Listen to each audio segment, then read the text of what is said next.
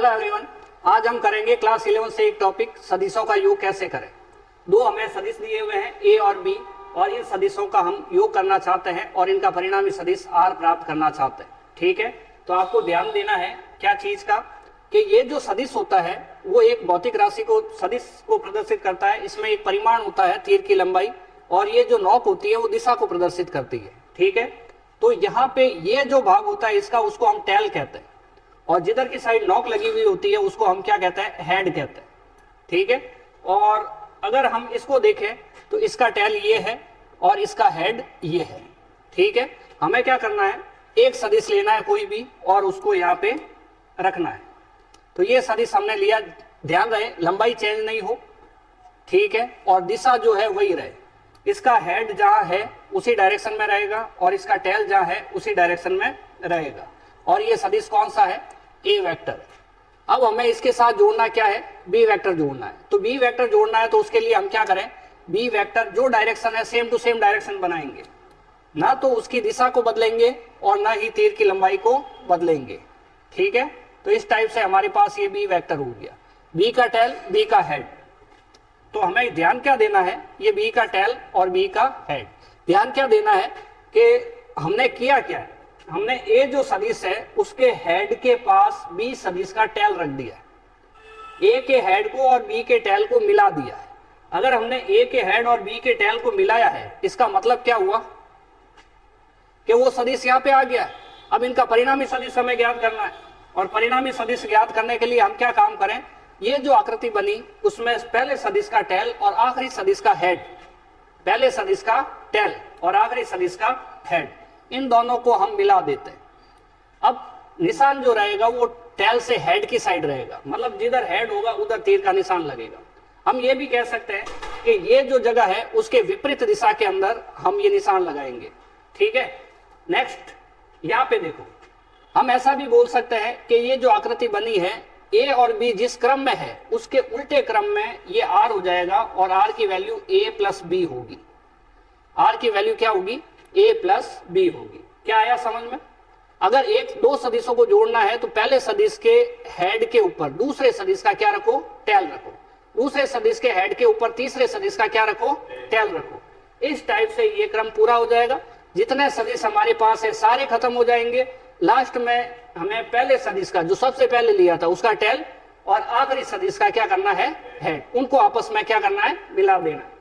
ये जो क्रम रहेगा उसका उल्टा क्रम रहेगा, तो वो बनेगा अपने पास परिणामी सदिश। एक सवाल और लेते हैं इसी टाइप का, कि इस बार हमारे पास 4 सदिश या 5 सदिश ऐसा लेते हैं। हम कर रहे हैं सदिशों का योग। ये हमारे पास ए सदिश है, ये हमारे पास मान लो बी सदिश है। ठीक है, तीर की लंबाई का ध्यान रखें, छोटे बड़े हैं। और ये हमारे पास मान लो सी सदिश है, और ये मान लो डी सदिश है। इनको हमें जोड़ना है। ठीक है, इन सदिशों को हमें क्या करना है, जोड़ना है। तो बात तरीका वही है, तरीका बिल्कुल वही है। हमें करना क्या है, ये जो ए सदिश है इसको ऐसे कैसे दिशा परिवर्तित किए बिना ऐसे कैसे यहाँ पे रख देना है। तीर की लंबाई नहीं बदलेगी, दिशा नहीं बदलेगी। इसका ये हेड है, जहां तीर का निशान है वहां पे किसको रखो, बी को। लंबाई नहीं बदलनी है और दिशा भी नहीं बदलनी। ये बी वेक्टर हो गया, ये ए वेक्टर हो गया। अभी नेक्स्ट बोलो क्या करेंगे।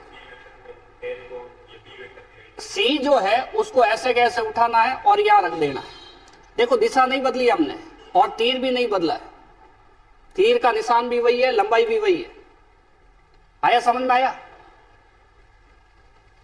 ठीक है कि नहीं। उसके बाद ये जो डी है उसको हम यहां पकड़ लेते हैं, तो उसको अगर हम यहां पकड़ लेते हैं तो ये डी हो गया। तो इस प्रकार चारों सदिश जितने हमने लिए थे ले लिए। अब ये हमारे पास एक आकृति बनी, वो खुले बहुभुज की है। कैसी है, खुले बहुभुज की है। अगर ये हमारे पास खुले बहुभुज की आकृति है तो ये देखो, पहले सदिश का क्या लेना है, टेल, और आखिरी सदिश का क्या लेना है, हेड, और उनको आपस में मिला देना है। चलो फिर एक बात देखते हैं, ये हमारे पास एक पॉइंट है, ये दूसरा पॉइंट है। यहां से यहां तक पहुंचने का हमारे पास एक साधन तो यहां से यहां तक चले जाए, या फिर डायरेक्ट यहां पर चले जाए। ठीक है, तो ऐसा भी तो कर सकते हैं। तो अगर ऐसा किया तो ये हमें परिणामी सदिश आर का मिला, जिसकी value A plus B plus C plus D, A vector plus B vector plus C vector plus D vector, ये बात हो गई। समझ में आई? तो ये चीजें ये हुआ। अगर आपको ये बोला जाए कि ये सदिश कौन सा है, नाम बताओ। यहां से यहां तक डायरेक्ट जाने का एक रास्ता और दूसरा रास्ता ये वाला ए प्लस बी वेक्टर, ए वेक्टर प्लस बी वेक्टर। चलो नेक्स्ट बताओ, ये क्या है भाई? सीधा एक तो यहां गए, दूसरा यहां से यहां, फिर यहां और फिर यहां। इस जगह पहुंचने के दो रास्ते, इधर इधर और इधर। बोलो क्या आएगा? ए प्लस बी प्लस सी, है ना? अब यहां पहुंचने का एक रास्ता और भी है कि हम यहां से जाए और यहां पे चले जाए। देखो यहां से गए तो ए प्लस बी डायरेक्ट ही पार हो गया, इधर नहीं लिखते। ए प्लस बी वेक्टर है, ये डायरेक्ट पार हो गया। सही है क्या? ए प्लस बी डायरेक्ट पार हो गया। अभी आया सी प्लस सी। क्या ऐसा ब्रैकेट लगाना समझ में आया? ब्रैकेट जो लगाया वो क्लियर है? तो ब्रैकेट क्यों लगाया? क्योंकि हम डायरेक्ट गए थे, ए प्लस बी पे गए थे। ए पे अलग और बी पे अलग नहीं गए, ए प्लस बी पे एक साथ गए। ठीक है। और उसके बाद ये जो तीर है, अगर इसको बोले हम कि यहां से यहां गए तो ये क्या होगा? बी प्लस सी। ये हो जाएगा हमारे पास बी प्लस सी वेक्टर। ठीक है, बी अलग सी अलग। तो यहां पहुंचने का हमारे पास एक और तरीका है। यहां पहुंचने का तरीका है, देखो ए, बोलो यहां पहुंचना है, यहां से ए और बी प्लस सी साथ में। तो हम इस वाले तीर को ऐसा भी लिख सकते हैं, कहां लिखे या साइड में लिख देते हैं।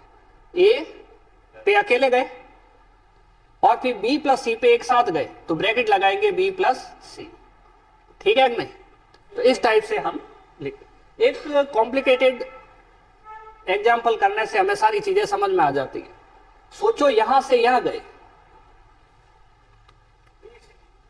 यहां से इस जगह गए, कलर चेंज कर लेते हैं, इस जगह गए तो इसका नाम बताओ। यहां से यहां का B plus C plus D, सही है? या फिर बी प्लस सी ब्रैकेट में डी बार। ठीक है कि नहीं? तो इस टाइप से हम सदिशों का योग कर सकते हैं। इसी एक सवाल में ही हमने बहुत सारे सवाल कर लिए हैं। जरूरत है इसको थोड़ा सा ध्यान से देखने की और समझने की। मिलते हैं नेक्स्ट वीडियो में।